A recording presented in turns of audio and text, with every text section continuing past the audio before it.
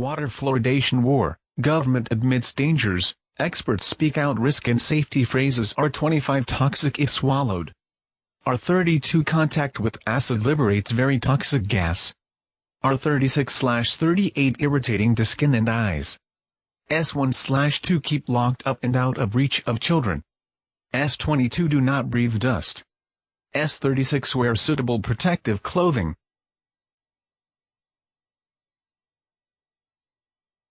S45 in case of accident or if you feel unwell, seek medical advice immediately. Show the label whenever possible.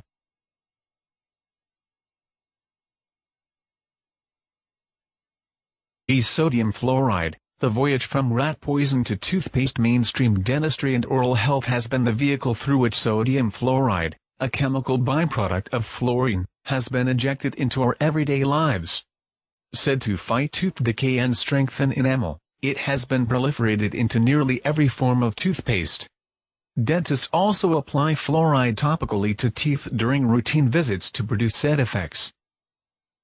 It has been added to municipal water supplies since the early 1900s, under the same premise of aiding oral health and hygiene. Despite this, fluoride has a notoriously negative track record in terms of how it is used, and the products that use it as an active ingredient. While being used in toothpaste and various mouthwashes, fluoride is also the main ingredient in many rat poisons, Prozac, an antidepressant found to actually lead to suicide and other health conditions, and is even labeled as a toxic substance. Portland's fluoride debate: is adding fluoride to drinking water dangerous? On Wednesday, the city of Portland, overwhelmingly voted down a proposal to add fluoride to the city's drinking water, making it the largest city in the United States without fluoride in its water supply or any plans to add it.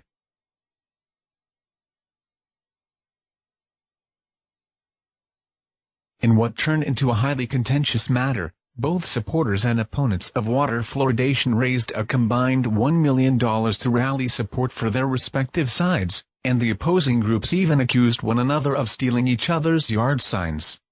While proponents of fluoridation outnumbered the opponents 3-1, Portlanders rejected the proposal, with a 60% to 40% vote.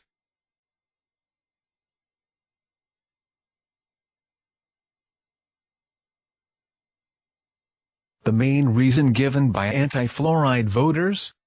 Concern over adding a potentially dangerous chemical to the city's natural water. But what does the science say? Does community water fluoridation pose dangerous health concerns? Most studies say no.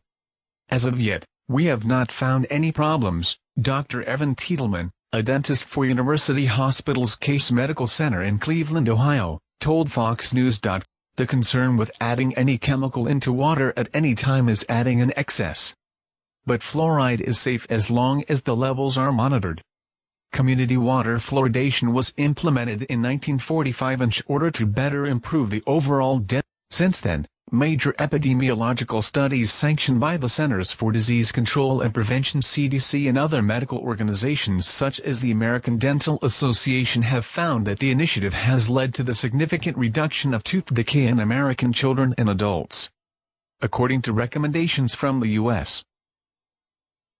Public Health Service (PHS), optimal fluoride concentration for community drinking water ranges from 0.7 ppm to 1.2 ppm, with a maximum limit set at 4 ppm and a secondary limit at 2 ppm.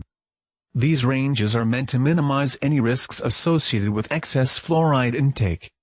Currently, the most well-established side effect of too much fluoride consumption is fluorosis, which results in the discoloration of tooth enamel.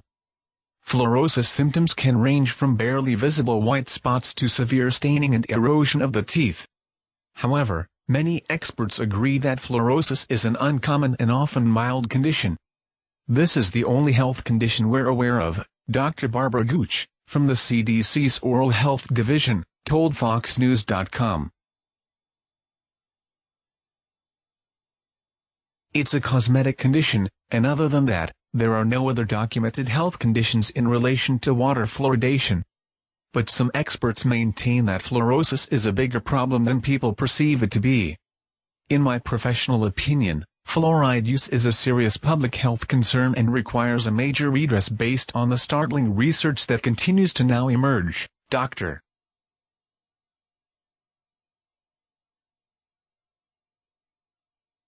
Gerald Curatola, a dentist and owner of Rejuvenation Dentistry in New York City, told FoxNews.com. 4 out of 10 adolescent children now have defective enamel called fluorosis from too much fluoride exposure. The irony is that these teeth are more prone to decay, the very reason they were given fluoride to protect.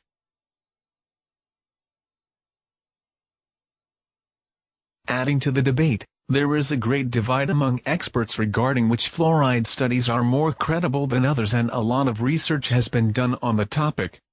One highly polarizing study cited by fluoride opponents in Portland is a 2012 meta-analysis from Harvard School of Public Health indicating that fluoride may impair cognitive development in children. Yet, since the Harvard study's publication, its standing among other fluoride studies has been harshly disputed. But amidst all of the controversies surrounding fluoride, Tiedelman said it's important to remember that fluoride can hardly be considered a dangerous chemical at all, as it is found in many untouched water supplies. Fluoride is derived from the fluoride of the fluoride crystal, so it's a natural substance, Tiedelman said. So if the particular aquifer that water is being taken from or that water runs through has a lot of fluoride, it might increase the level of fluoride in that water supply. Both Tiedelman and Gooch maintain that before community water fluoridation efforts begin in any area, water supplies are tested to determine the amount of fluoride concentration naturally occurring in the water. If fluoride levels exceed the ranges recommended by the PHS, then efforts are made by community officials to reduce fluoride concentration. And while some opponents might argue that supplemental products such as toothpaste and mouthwash negate the need for added fluoride, Gooch said that community water fluoridation has been found to significantly aid those without access to such dental products.